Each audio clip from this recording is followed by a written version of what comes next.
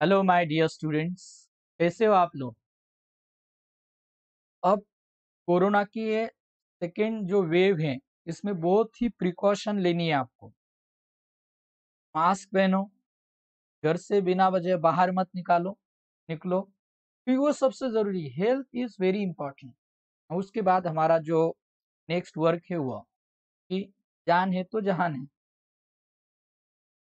अब हमने जो इम्पोर्टेंट टॉपिक स्टार्ट किया था, कौन सा टॉपिक था? SHM, simple harmonic motion. तो माय डियर स्टूडेंट्स, ये जो सिंपल हार्मोनिक मोशन है, इसमें एक छोटा सा थ्योरेटिकल आर्टिकल हमारा बाकी है। वो आर्टिकल मैं आज कंप्लीट करने वाला हूँ। बहुत इंपॉर्टेंट है नीट एंड जेई दोनों के लिए। तो हम इस पर अच्छी तरह से ध्यान देंगे, समझेंगे उसे। जो कॉन्सेप्चुअल है, थोड़ा सा आपको डिफिकल्ट लग सकता है, लेकिन आप कंसंट्रेशन रखोगे तो डेफिनेटली ये भी आर्टिकल आपको आसान लगेगा। तो देख लीजिए, simple harmonic motion. Suppose for example मैं ऐसे कंसिडर कर रहा हूं कि मेरे पास एक ये सिंपल पेंडुलम है। अब सिंपल पेंडुलम के बारे में बताने की कुछ जरूरत नहीं आपको।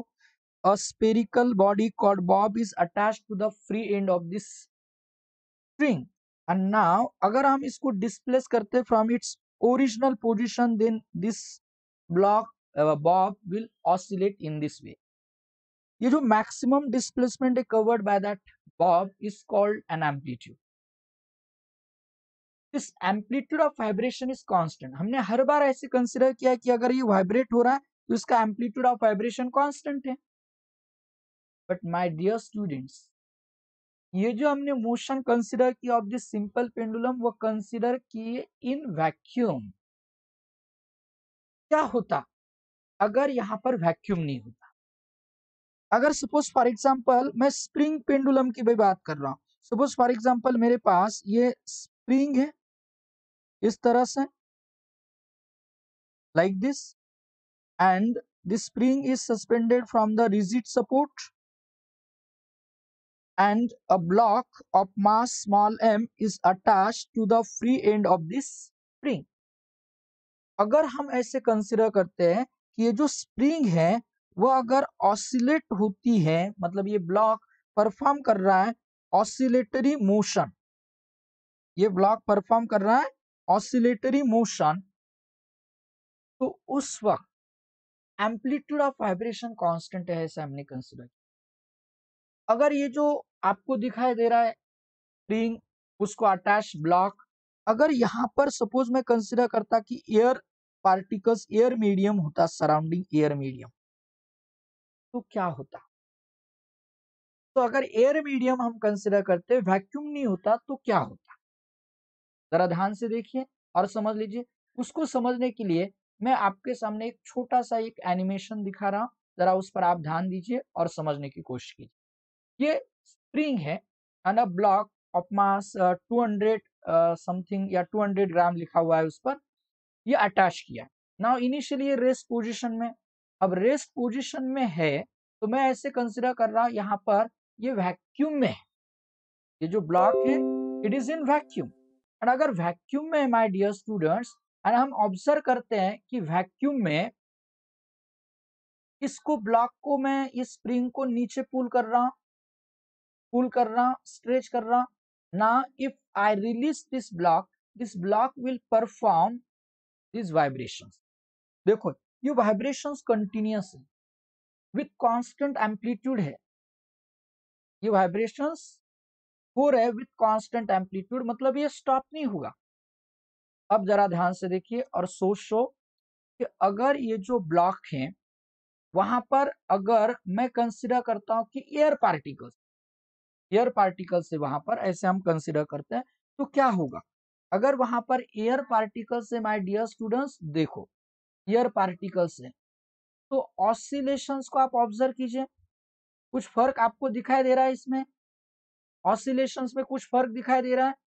यस, वो डिक्रीज हुआ है, एम्पलीट्यूड एम्पलीट्यूड डिक्रीज हो रहा है। वंस अगेन मैं उसको खींच रहा हूं और छोड़ दे रहा हूं, वहां पर अब एयर मीडियम है, तो इन एयर मीडियम देखिए क्या हो रहा है, क्या हो रहा है, देखिए एम्पलीट्यूड डिक्रीज हो रहा है। तो व्हाई डज इट हैपन, क्या रीजन है जिसके कारण ये जो है वह स्टॉप हो रहा है, रेस्ट पोजीशन में आ रहा है। ये रेस्ट पोजीशन में क्यों आ रहा है? अब क्वेश्चन ये है कि ये रेस्ट पोजीशन में क्यों आ रहा है। अब ये हम थोड़ा सा मैथमेटिकली यहां पर देखेंगे।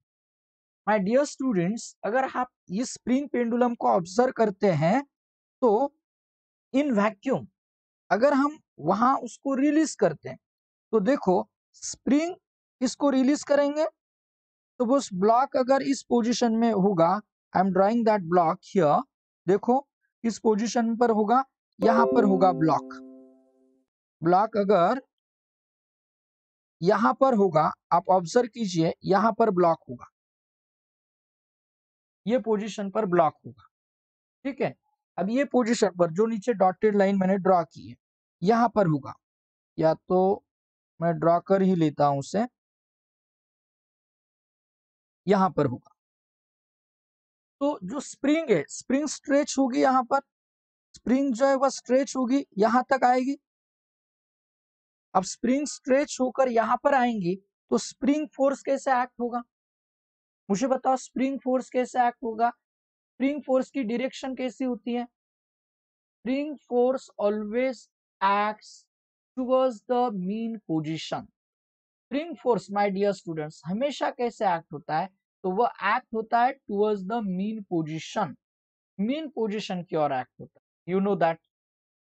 अगर ये स्प्रिंग फोर्स मीन पोजीशन की ओर एक्ट होता है, मतलब अब देखो स्प्रिंग यहां पर होगी तो यहां पर ये दूसरे एक्सट्रीम पोजीशन पर होगा तो वो होगा towards the mean position. Okay, spring का ये फोर्स जो एक्ट होता है वो स्प्रिंग फोर्स में यहां पर बता रहा हूं आपको। मैं अब ये एक साइड में ले लेता हूं एंड इस पेंडुलम को जो है वो यहां से निकाल देता हूं। तो ये देखो अब यहां पर क्या होगा समझ लो इसे। यहां पर क्या होगा, ये स्प्रिंग फोर्स का फॉर्मूला क्या होता है? स्प्रिंग फोर्स का फॉर्मूला होता है के एक्स एंड वो टुवर्ड्स मीन पोजीशन एक्ट होता है minus minus k x, minus sign shows that this force acts towards the mean position. But my dear students ये स्टॉप क्यों होता है? Because of air drag, because of opposite force exerted by air. In that case जो energy वो dissipates होती है, तो ये जो एम्पलीट्यूड है वो डिक्रीज हो रहा है ड्यू टू एयर ड्रैग और force of friction which acts at this support. Frictional force के कारण, अपोजिट फोर्स के कारण, and that force is called damping force. उस फोर्स को कहा जाता है damping force. And this oscillations with gradually decreasing amplitude are damped oscillations. वो डैम्प्ड ऑसिलेशंस होते हैं, वो डैम्प्ड ऑसिलेशंस होते हैं। ये डैम्प्ड ऑसिलेशंस का पार्ट ही आज हमें डिस्कस करना है माय डियर स्टूडेंट्स। अब तक के जो ऑसिलेशंस थे वो अनडैम्प्ड ऑसिलेशंस थे, अनडैम्प्ड थे, डैम्प्ड नहीं थे। कांस्टेंट एम्पलीट्यूड था, अब एम्पलीट्यूड कांस्टेंट नहीं है। ओके, अब एम्पलीट्यूड कांस्टेंट नहीं है। तो माय डियर स्टूडेंट्स और एक यहाँ पर बहुत ही इंपॉर्टेंट है, ये स्प्रिंग फोर्स मैंने आपको बताया। दूसरा फोर्स जो एक्ट होता है यहाँ पर वो है डैम्पिंग फोर्स। कौन सा force? Damping force. And this damping force is directly proportional to velocity of the block. इस ब्लॉक की वेलोसिटी से डायरेक्ट प्रोपोर्शन। अब ये जो ब्लॉक है जैसे वो मूव होता है अपवर्ड, फिर ऊपर जाता है, फिर नीचे आता है, फिर एम्पलीट्यूड कम कम होता है, डिक्रीज डिक्रीज होता है, एम्पलीट्यूड डिक्रीज होता है, and finally it stops. Means this damping force is directly proportional to velocity. अब ये याद रखना। एंड यहाँ पर एक constant which is denoted by b. Again ये अपोजिंग फोर्स है तो इसको माइनस साइन यहां पर लिखनी होगी, माइनस बी वी। एंड ये जो बी है माय डियर स्टूडेंट्स वो है डैम्पिंग कांस्टेंट। क्या है वो? Damping constant. This damping constant depends on different factors. कौन से फैक्टर्स पर डिपेंड है वो? एक है नेचर ऑफ मीडियम, मतलब मीडियम कितना विस्कस है, कितना डेंस है। अब एयर मीडियम की जगह हम लिक्विड कंसीडर करते हैं तो अपोज ज्यादा हो जाता है, तो डैम्पिंग फोर्स ज्यादा होता है। ये बात हमें याद रखना है। डैम्पिंग फोर्स जो है वह हम नेचर ऑफ मीडियम पर डिपेंड ऐसे कह सकते हैं। अब हम यहाँ ऐसे कहेंगे ये जो डैम्पिंग फोर्स है, यहाँ पर बी डैम्पिंग कांस्टेंट है, it is positive constant, but minus sign इसलिए लगाए कि वो अपोजिट डायरेक्शन में एक्ट होता है। Okay, it depends upon area of that block also. अब दोनों मिलकर जो रिजल्टेंट फोर्स एक्ट होता है यहाँ पर इस पर, वो रिजल्टेंट फोर्स मैं बता रहा हूं वो है स्प्रिंग फोर्स या damping force plus spring force. अब देखो, डैम्पिंग फोर्स तो हमें पता चला है, डैम्पिंग फोर्स कितना है, वह है minus b into v. Spring force कितना है, minus k x. Net force क्या है, मास इंटू एक्सेलरेशन। इंपॉर्टेंट है रिलेशन, यहां पर समझ लो, ये बहुत इंपॉर्टेंट है। अब मुझे बताओ व्हाट इज वेलोसिटी। अब मैं क्या कर रहा हूं इस इक्वेशन में, जरा ध्यान से देखिए, माइनस बी वी को राइट साइड पर ट्रांसफर कर रहा हूं, वह प्लस बी वी हो जाएगा। अब वी मीन्स क्या है, वी है my dear students rate of change of displacement with respect to time. Rate of change of displacement with respect to time. मतलब मैंने क्या किया, जरा ध्यान से सुनो, minus b v right left side पर शिफ्ट किया, ये प्लस बी वी हो गया, एंड वी को लिखा dx बाय dt। अब ये जो माइनस के एक्स है उसको भी मैं लेफ्ट साइड शिफ्ट करता हूं तो वो प्लस के एक्स हो जाएगा। एंड ऑलरेडी यहाँ पर मास इंटू एक्सेलरेशन है। What is mass into acceleration, acceleration मतलब dv by dt, and d dt of v मतलब, ये भी आपको याद होना चाहिए, x का डेरिवेटिव v। ओके, यहां पर लिख देता हूं x का डेरिवेटिव v एंड v का डेरिवेटिव एक्सेलरेशन, मतलब x का डबल डेरिवेटिव मतलब हम कहेंगे एक्सेलरेशन होता है। So can I right this acceleration double derivative of displacement d2x upon dt square. अब इतना एक्सप्लेन करने की जरूरत नहीं। अब ये लेफ्ट साइड पर है, ये मैंने बी वी राइट साइड से लेफ्ट साइड पर ट्रांसफर किया, तो वो ट्रांसफर होने के बाद साइन चेंज होगी, राइट साइड पर बचेगा 0। अब ये जो है ये इक्वेशन है for damped oscillatory motion, damped oscillatory motion. अब यहाँ पर और देखो, इसको मैं सिंप्लीफाई कर रहा हूं, मतलब उसका सोल्यूशन बता रहा हूं। The proof of this solution is beyond your syllabus, but आपको याद रखना है, अगर हम इसको सिंप्लीफाई करते हैं माय डियर स्टूडेंट्स तो हमें एक्स का फॉर्मूला मिलता है। एक्स मतलब डिस्प्लेसमेंट, जिसका फॉर्मूला है A E raise to minus B T upon 2m into cos omega dash. मतलब पहली जो फ्रीक्वेंसी है नेचुरल, मतलब जो स्प्रिंग पेंडुलम है, ब्लॉक है, उसकी जो फ्रीक्वेंसी है वो ओमेगा है, बट अब फ्रीक्वेंसी चेंज हुई है, उसकी जो एंगुलर फ्रीक्वेंसी, एंगुलर वेलोसिटी भी हम बोलते हैं उसको, तो वो चेंज हुई, तो मैंने वो ओमेगा डैश कंसिडर की। Omega dash T plus five, five is the initial phase. अब ये जो इक्वेशन है, ये इक्वेशन बहुत बहुत इंपॉर्टेंट है, इक्वेशन हमें लर्न करना होगा। एक्स डिस्प्लेसमेंट, अब जनरली हम कैसे लिखते हैं, हम कैसे लिखते हैं, जरा ध्यान से देखो, x equals to A cos और sine omega T plus alpha और फाइ। तो a मतलब एम्पलीट्यूड, इसकी जगह इतना पार्ट आ गया, देखो, means this part equals to amplitude of damped oscillations.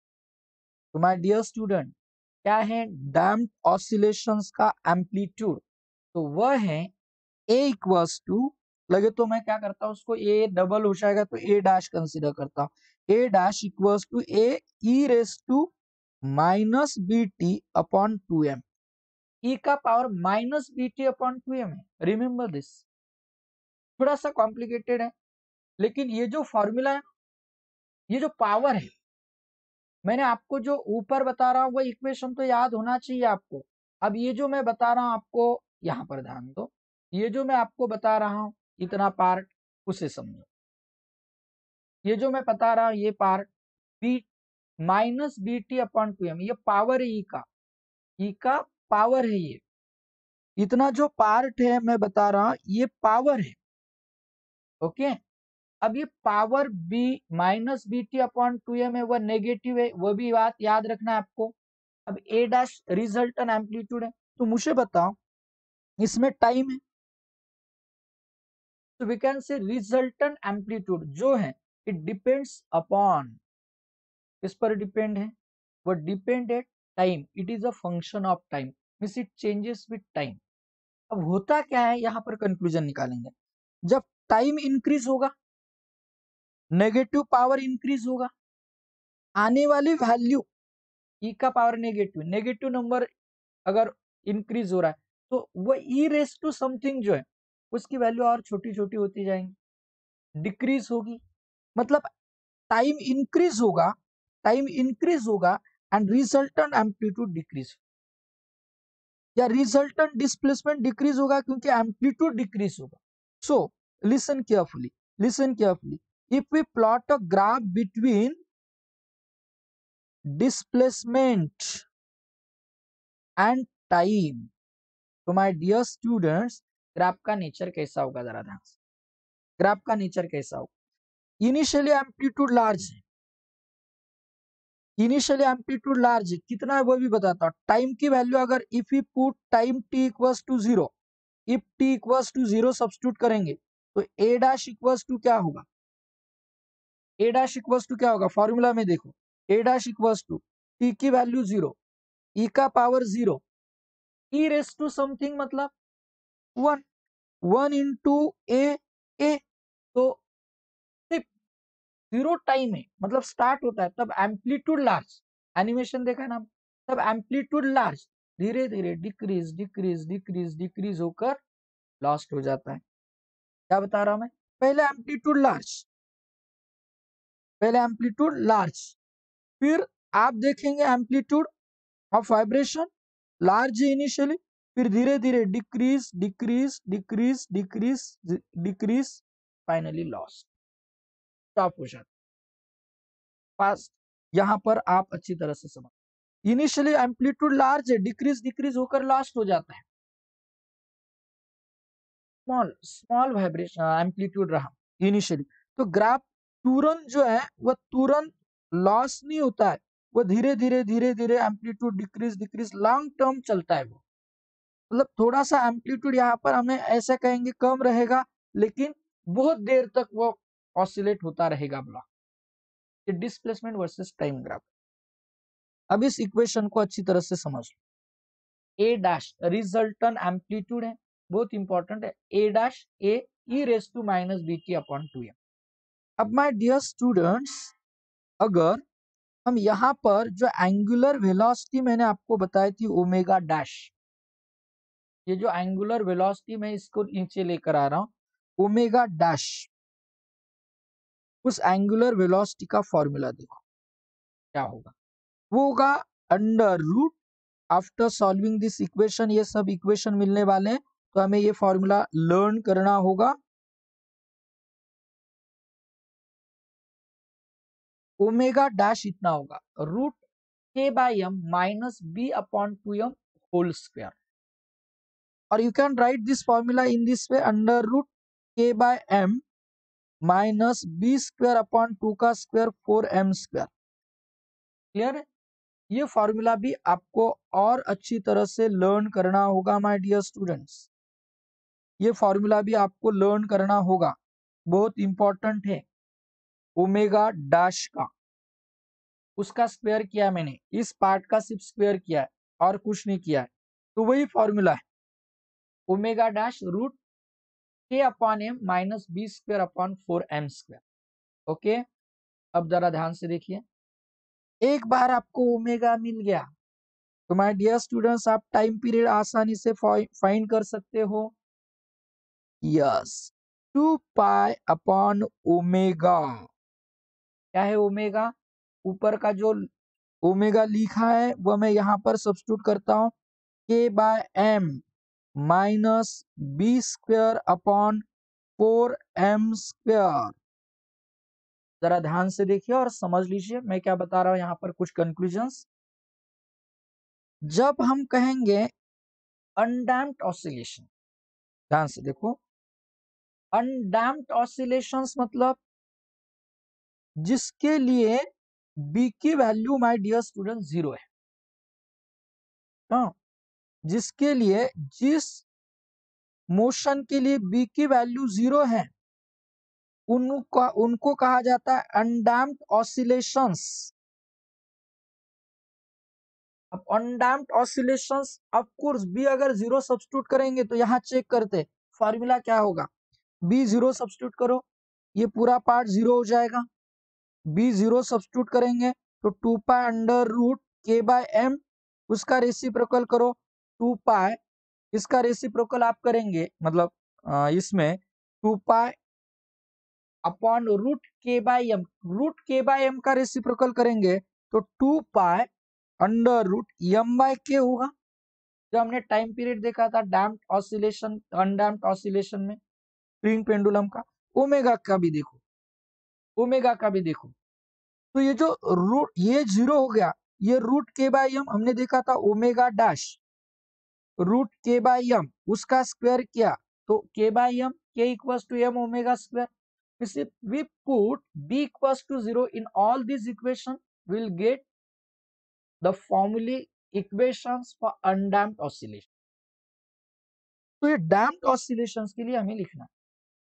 तो अब डैम्प्ड ऑसिलेशन के लिए क्या होगा, बी की वैल्यू कुछ ना कुछ होगी, तो हमें बी की वैल्यू कुछ सब्स्टिट्यूट करेंगे तो इसमें से हम कुछ ना कुछ सब्ट्रैक्ट करेंगे, माइनस सही नहीं, आप सब्ट्रैक्ट करेंगे तो डिनोमिनेटर स्मॉल होगा, आने वाली वैल्यू लार्ज होगी, टाइम पीरियड लार्ज होगा। ऑफ कोर्स अगर अपोज हो रहा है तो एक ऑसिलेशन धीरे से होगा, मतलब उसको एक ऑसिलेशन कंप्लीट करने के लिए ज्यादा टाइम लगेगा, टाइम पीरियड इंक्रीज होगा।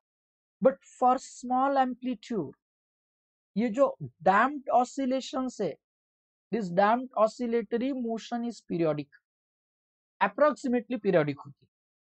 तो फॉर्मूला याद रखना है टाइम पीरियड के लिए, ये फॉर्मूला है। ओके, अब यहां पर देखिए और समझ लीजिए,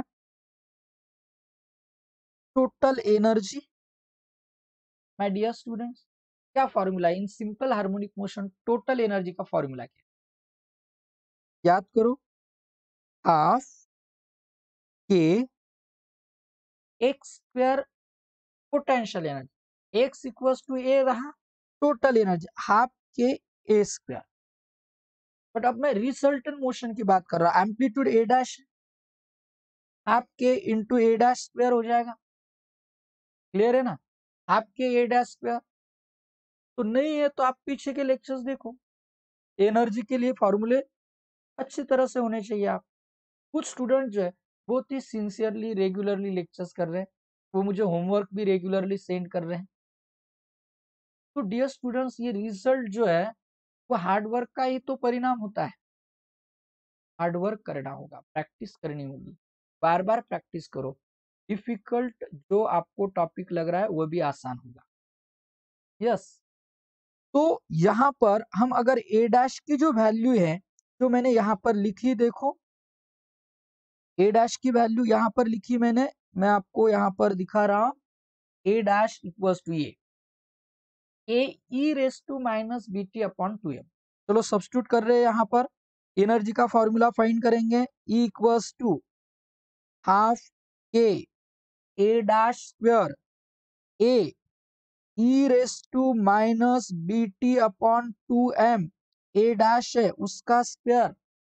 तो माय डियर स्टूडेंट्स ऐसा होगा, E equals to half k ए का स्क्वायर हो जाएगा, मतलब इस पार्ट में आपको देखना है इसका स्क्वायर, ए का स्क्वायर, अब इसका भी स्क्वायर हो जाएगा, अब इसका स्क्वायर मतलब यहाँ का 2 पावर कैंसिल हो जाएगा एंड हमें मिलेगा e raise to minus B T upon m. क्या आपको ये फॉर्मूला समझ में आ गया है? अच्छी तरह से फिर से देख लो उसको। ये है my dear students total energy in damped oscillatory motion. Again, in damped oscillatory motion, total energy भले ही हमने देखा था in you can say undamped oscillation, independent on time, her time पर हर पोजीशन पर टोटल एनर्जी सेम, बट यहाँ पर नहीं, it depends on time. Time increase होगा, ई की वैल्यू डिक्रीज होगी, टोटल एनर्जी डिक्रीज होगी, एम्पलीट्यूड डिक्रीज हो रहा है, टोटल एनर्जी डिक्रीज डिक्रीज होती है, फाइनली स्टॉप होता है. तो ये जो एनर्जी उसने गेन की वो जाती कहाँ है, वो एनर्जी कहाँ जाती है? तो आप अगर ऑब्जर्व करते हैं माय डियर स्टूडेंट्स, तो आपको समझ में आ जाएगा.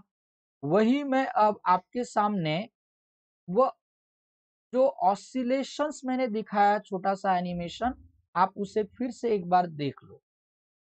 अगर वो एनिमेशन आप एक बार देख लेंगे तो आपको समझ में आ जाएगा कि उसमें क्या चेंजेस होते हैं और कहाँ चेंजेस होते हैं. एक बात याद रखना, एक बात अच्छी तरह से याद रखो, मीन पोजीशन पर काइनेटिक एनर्जी कितनी होती है? मैक्सिमम. यस, मीन पोजीशन पर काइनेटिक एनर्जी मैक्सिमम होती है, एंड एक्सट्रीम पोजीशन पर काइनेटिक एनर्जी जो है वो मिनिमम होती है. ओके, तो मैं अब वही एनिमेशन आपके सामने बता रहा हूं, जरा उससे ध्यान से देखो और समझ लो. वही एनिमेशन आपके सामने आएगा, जरा ध्यान दो उस पर और समझ लो. Just wait. तो एनिमेशन जो है वो मैं आपके सामने लाने की कोशिश कर रहा हूं. Just wait.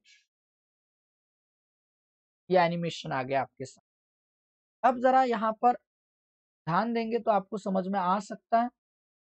ये जो इनिशियली टोटल एनर्जी की हम बात करते हैं, वो टोटल एनर्जी जब एम्पलीट्यूड डिक्रीज डिक्रीज होता है हम कहेंगे, तब टोटल एनर्जी भी डिक्रीज होती है. एंड जब टोटल एनर्जी डिक्रीज होती है तो ये डिक्रीज टोटल एनर्जी जाती कहाँ है? तो माय डियर स्टूडेंट्स, उसके लिए मैं आपको जो बता रहा हूँ उस पर आपको ध्यान देना होगा, तो आपको समझ में आ जाएगा कि टोटल एनर्जी कहाँ पर जाती है. Okay, just wait. I am setting that part, जो आपको एनर्जी का ग्राफ दिखाने की कोशिश में कर रहा हूँ. एनर्जी का ग्राफ जो है वो दिखाने की कोशिश में कर रहा हूँ आपको.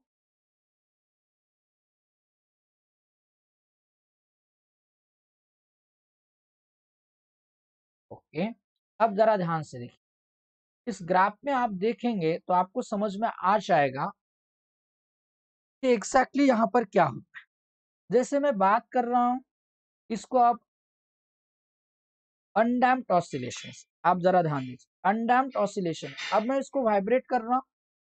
अब आप ग्राफ को देखिए, उस ग्राफ में देखिए, उस ग्राफ में जो आपको ग्रीन लाइन दिखाई दे रही है वो काइनेटिक एनर्जी, एंड जो डार्क ब्लू है वो टोटल एनर्जी. तो टोटल एनर्जी हाईएस्ट पॉइंट पर है. जब हम काइनेटिक एनर्जी और पोटेंशियल एनर्जी के ग्राफ को ऑब्जर्व करते हैं तो आपको समझ में आएगा कि वहां पर क्या होता है. मैं उस मोशन को स्लो कर देता हूं, फिर आपको समझ में आएगा. देखो, अब ये टोटल एनर्जी, देखो दूसरे एक्सट्रीम पोजीशन पर आ गई, काइनेटिक एनर्जी जीरो होगी. देखो ग्रीन लाइन ऊपर जा रही है. अब टोटल एनर्जी क्या होती है वो समझ लो. एक बार मैं यहाँ पर आपको बता देता हूँ, सब लोग समझ लो. Potential energy half k x square, mean position पर एक जीरो, तो पोटेंशियल एनर्जी जीरो. तो देखो अब मीन पोजीशन पर देखो, ऑब्जर्व करो मीन पोजीशन पर, हाँ मीन.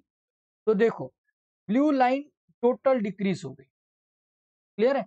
बट वहां पर वाई एक्सिस के फोर्थ नंबर का कॉलम जो रेड लाइन में लिखा हुआ है वो थर्मल एनर्जी. अब एनर्जी, थर्मल एनर्जी वहां पर नहीं है क्योंकि एनर्जी लॉस नहीं हो रहा. अब मैं क्या कर रहा हूं, वहां पर डैम्प्ड ऑसिलेशंस प्रोड्यूस कर रहा हूं. जब डैम्प्ड ऑसिलेशंस प्रोड्यूस करेंगे तो आपको समझ में आ गया कि वो जो रेड लाइन है, रेड ग्राफ है, उसको आप देखो. देखो वो इंक्रीज हो रहा है. वो जितना इंक्रीज हो गया, जितनी थर्मल एनर्जी इंक्रीज हो गई, अब लास्ट वाला कॉलम देखो, उस लास्ट वाले कॉलम के टॉप पर देखो, उतनी थर्मल एनर्जी, उतनी टोटल एनर्जी लॉस हुई है, and this energy is converted in the form of thermal energy, heat energy में कन्वर्ट हुई है। तो ये एनर्जी वहां पर लॉस हो जाती है, वहां पर लॉस हो जाती है। अब मैं बात कर रहा था इस टोटल एनर्जी, तो total energy half k a square e raise to minus B T upon m, and फॉर्मूले सिंपली आपको याद रखना है। जैसे मैंने कहा एम्पलीट्यूड, तो एम्पलीट्यूड का फॉर्मूला क्या है, resultant a E raise to minus B T upon 2m। Clear है।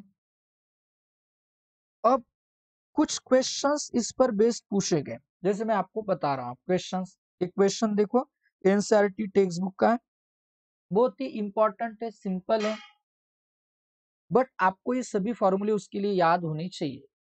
जब अगर सभी फॉर्मूले आपको याद हैं, अच्छी तरह से लर्न है, तो ये आप प्रॉब्लम समझ सकते हैं, उसको सॉल्व कर सकते हैं। देखो, एक स्प्रिंग है एंड इस स्प्रिंग को एक ब्लॉक अटैच किया है। मास ऑफ दिस ब्लॉक वो है 200 ग्राम। मास ऑफ द ब्लॉक कितना है, 200 ग्राम। एंड इसका जो स्प्रिंग कांस्टेंट है डियर स्टूडेंट, वो स्प्रिंग कांस्टेंट मैं बता रहा हूं 90 न्यूटन पर मीटर। क्वेश्चन अच्छी तरह से समझो, सुनो, तो ही समझ में आएगा। एंड यहाँ पर जो डैम्पिंग कांस्टेंट है बी, पॉजिटिव कांस्टेंट होता है मैंने कहा, उसका यूनिट भी आप फाइंड कर सकते हैं, एफ माइनस बी वी। तो b equals to f upon v, f upon v. तो यहाँ पर मैं वैल्यू बता रहा हूँ 40 ग्राम पर सेकेंड।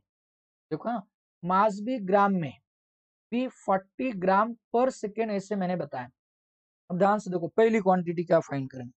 क्वेश्चन बहुत इंपॉर्टेंट है, इतना भी पार्ट आपने अच्छी तरह से किया तो ये पार्ट आपका रिवाइज हो जाएगा, याद रखना है।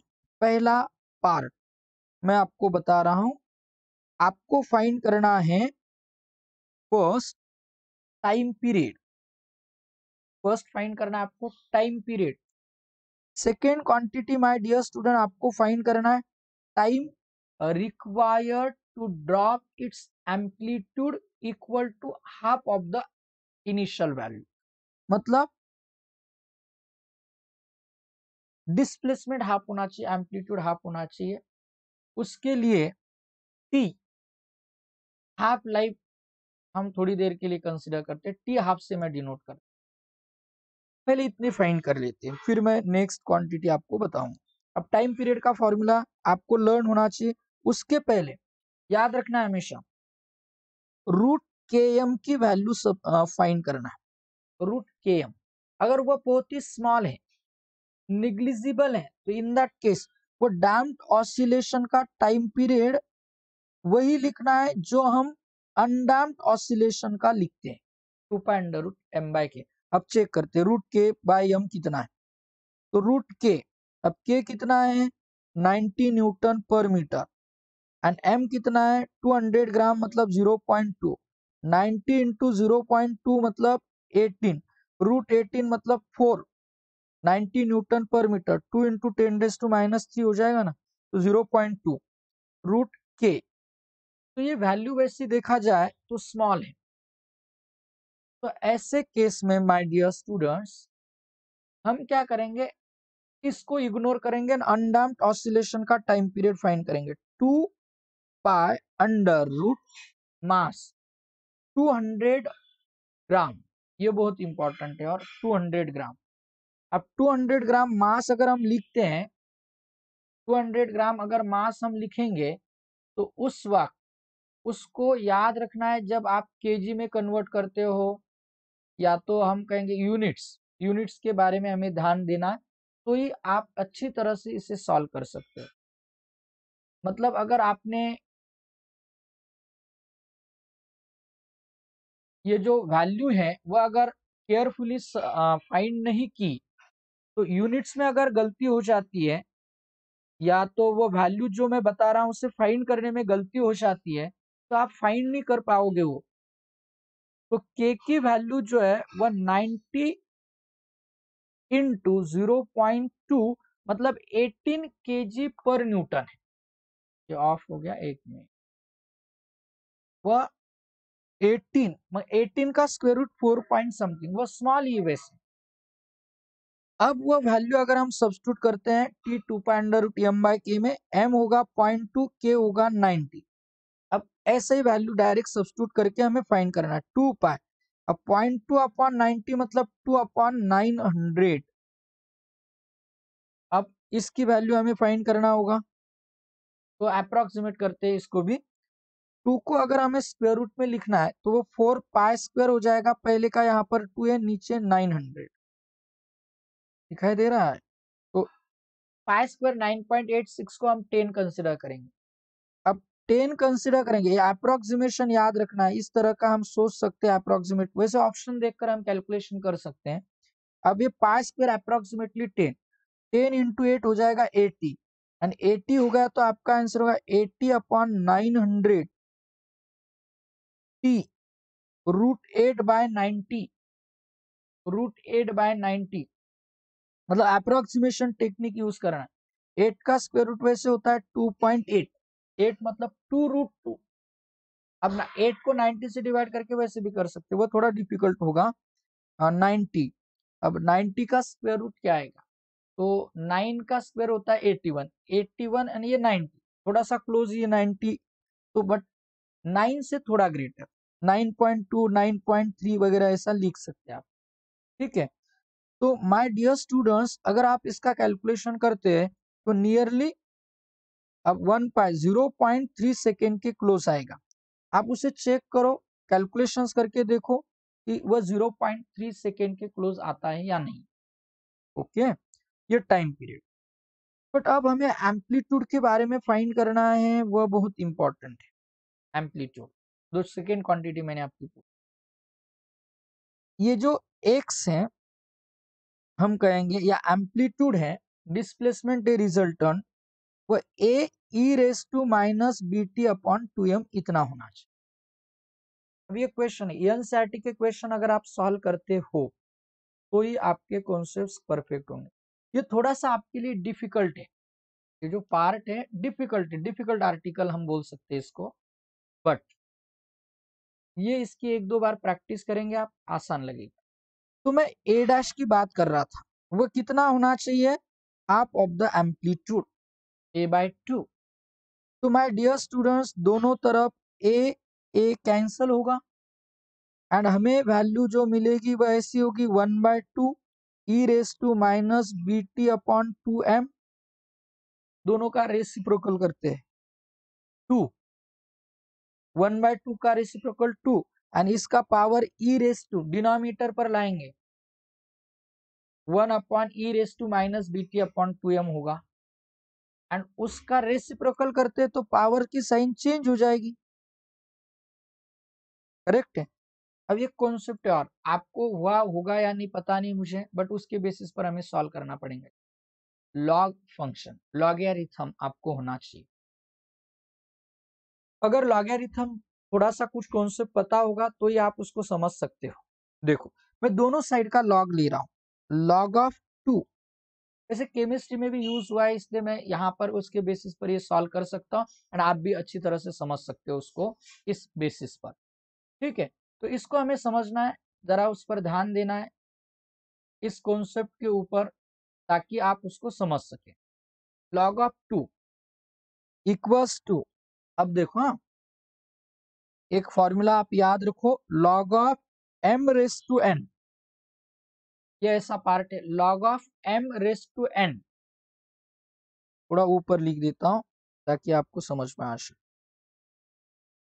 Log of m raise to n my dear student, वो होता है n पावर सामने इनटू log ऑफ m। ठीक है, तो यहां पर भी मैं वैसे करता हूं, पावर लेकिन यहाँ पर n की जगह इतना है, तो मैं क्या करता हूँ n की जगह अगर इतना है तो n को रख देता हूँ सामने, n को रख देता हूँ सामने मतलब bt अपॉन 2m को सामने रख देता हूँ into log of e। And my dear students log of e to the base e है एक्चुअली, ये बेस ई है, इसका भी बेस ई है, तो log of e to the base e उसकी वैल्यू होती है 1। log of e to the base e इसकी वैल्यू होती है 1, ऊपर देखो, तो इसलिए यहाँ पर आ गया 1। अब हम क्या कहेंगे, log of 2 to the base a e. अब ई का बेस 10 करने के लिए आपको पता है 2.303 से मल्टीप्लाई करते हैं हम, इंटू log ऑफ 2 होता है 0.3010, ये आएगा BT अपॉन 2m।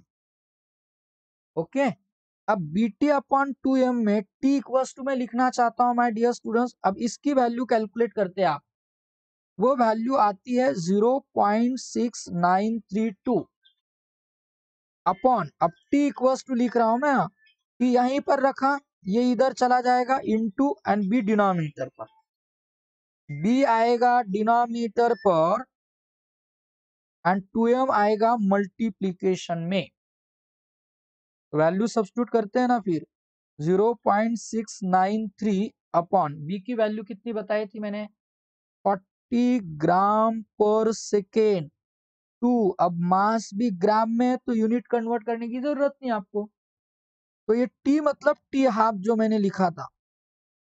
ओके, अब ये t हाफ क्या होगा, देखो फिर 0.693, 2 2 जा 4, यहाँ का 2 1 जा 2, ये 2 कैंसल, ये 0 भी कैंसल, ऊपर बचेगा 10 इंटू 0.693, मतलब टी हाफ होगा 6.93 सेकेंड, 6.93 सेकेंड। तो माय डियर स्टूडेंट्स, इस तरह से आप इन क्वेश्चंस को सॉल्व कर सकते हैं।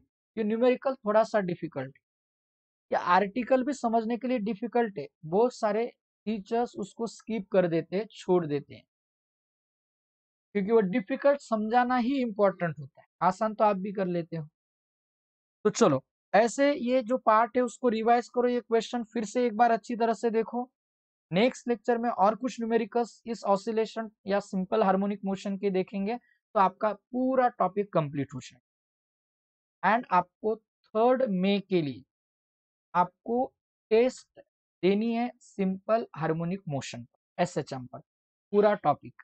तब तक और 1-2 लेक्चर्स में मैं न्यूमेरिकल्स जो है वह लेने वाला हूँ। ओके, बट अभी अच्छी तरह से शुरू से रिवाइज करो। ओके, तो थैंक यू, एंड प्लीज अपना ये जो चैनल है फिजिक्स जोन वो सब्सक्राइब करो। टेस्ट देनी है तो आप मुझे व्हाट्सएप पर मैसेज करो, अगर जो जो टेस्ट नहीं दे रहे तो। ओके, तो मैं उनको एक पर्टिकुलर ऐप में ऐड करके फिर आप टेस्ट को अलाउ कर सकते हो। तो please subscribe our channel, and ये चैनल शेयर भी करो आपके फ्रेंड्स से, उसको भी सब्सक्राइब करने के लिए कहो। Okay, thank you.